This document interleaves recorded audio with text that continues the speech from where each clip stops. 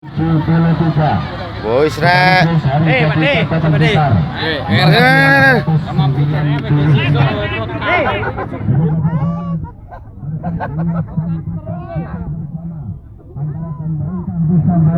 Dan seluruh warga masyarakat acara karnaval di kesempatan di siang hari ini senantiasa berjalan lancar tanpa halangan suatu apapun, mendapatkan ridha dari Tuhan yang Maha Esa. Amin.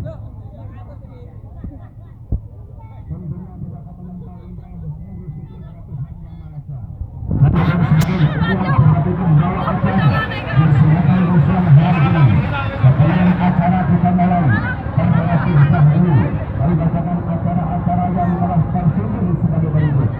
Acara yang pertama pembukaan, acara yang kedua sambutan pertama dari saudara panitia, sambutan yang kedua dari beliau Kepala Desa Ndoro.